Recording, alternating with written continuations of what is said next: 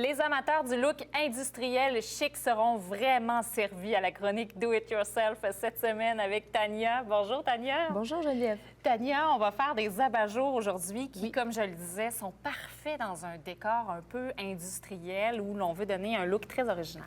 Oui, bien c'est voulu avec le fil d'abord et avant tout.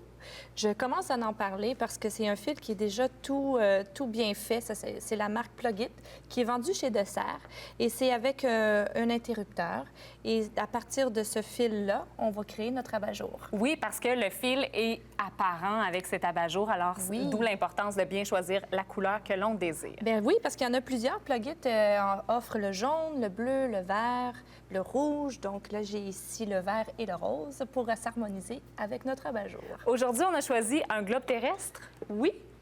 Bien oui, parce que c'est en carton, c'est très facile, justement. Il est rond, il est parfait. Et c'est très facile avec un X-Acto d'ouvrir le milieu parce que c'est les deux, en fait, se coupent, si on peut dire, sont jumelés ensemble pour créer le globe trotteur, le globe terrestre.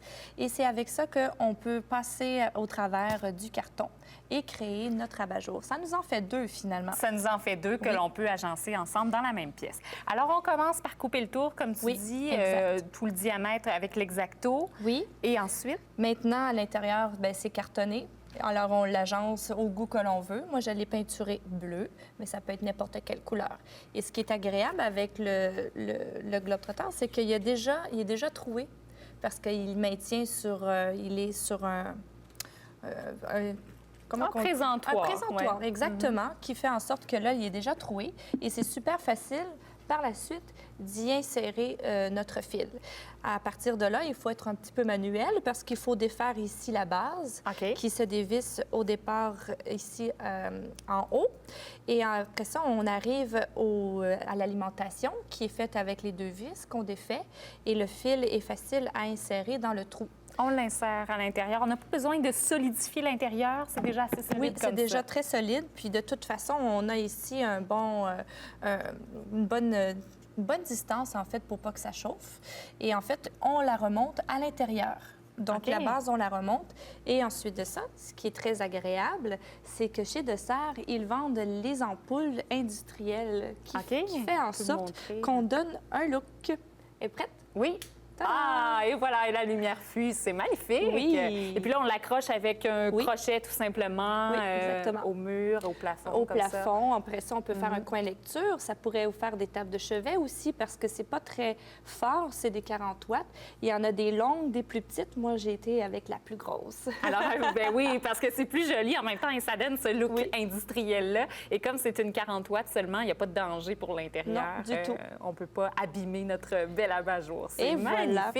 Il y a une deuxième technique, Tania, dont tu voulais nous parler aujourd'hui, qui, je trouve, qui est très intéressante et tout à propos pour redonner la qualité des broderies de nos grands-mères. Parce que souvent, on reçoit ça en cadeau, en héritage de nos grands-mères. On les trouve magnifiques, mais on peut leur trouver une deuxième utilité. Exactement. Ça fait partie de la literie. On ne sait pas trop quoi en faire. Mais évidemment, ce sont comment on dit ça, des trucs qui sont faits au crochet, qui sont minutieusement faits, mais ce n'est plus vraiment approprié d'avoir ça dans notre décor nécessairement. Alors moi, je les utilise comme pochoir. Ah, comme pochoir? Oui. Directement. OK. Alors moi, c'est sûr qu'on peut la poser sur des meubles, évidemment. Avec Hope Design, je pose ça sur des meubles, mais on peut en faire des canevas et en faire des cadres de décoration. Tu veux qu'on essaie? On essaie tout de suite. Tu me passes le verre, s'il te plaît. Alors, avec la peinture, n'importe quelle peinture? Bien, comme toujours, moi, j'utilise des produits à base d'eau qui sont non toxiques. Et l'Equitex, c'est en plein dans mes cordes, comme on dit. Super. On installe, là, c'est ça qui est intéressant, c'est que tu en as pris deux comme ça, deux dentelles qu'on peut soit juxtaposer ou les placer un peu comme bon nous semble, parce que, bien sûr, ce qui est important, c'est ce qui va rester sur le cadre. Oui. Et après ça, bien, c'est qu'on fait tout notre intérieur ici, comme ça. Wow! Une belle couleur comme ça. Ah oui, c'est vraiment une belle couleur. Oui, un papier journal en dessous, bien sûr. Oui. Faut pas tacher votre table. Je trouve pas que ça sent le chocolat. Oui, encore une fois, tu nous as parlé de ça il y a 2 semaines, l'odeur de cette peinture-là, c'est intéressant. Est-ce qu'on laisse sécher longtemps? Bien, l'idéal, c'est de l'enlever le plus rapidement pour pas que l'ornement colle sur le canevas ou peu importe. Ce qui pourrait arriver si on le laissait trop longtemps. Bien oui. Et ensuite de ça, on enlève. Ah, c'est beau! Et voilà. Magnifique! Et alors, on a de ça... notre petit cadre décoratif avec pochoir. Et c'est une technique, oui, on peut utiliser sur un cadre décoratif comme celui-là, mais également sur un meuble. Oui, en fait, j'ai utilisé... Tu sais, aussi, on a les rideaux de nos grands-mères qui sont faits en dentelle. C'est pas toujours aussi dans nos cordes. Je l'utilise comme pochoir. Et c'est ce que j'ai fait ici avec la chaise que j'ai amenée en studio. C'est un vieux rideau de dentelle que j'ai apposé sur mon assise et j'ai utilisé la peinture en aérosol pour en faire le pochoir. Et c'est intéressant parce que si on veut, on peut découper une partie du rideau pour faire le pochoir sur la chaise. On utilise une autre partie pour faire nos cadres. Exact. Agencer des devants de tiroirs. Ah, ben oui, bonne idée. Ça peut être très beau. Agencer tout ça dans un magnifique décor. Merci, Tania. Encore une fois, c'était ta dernière chronique de la saison. C'est notre dernière émission.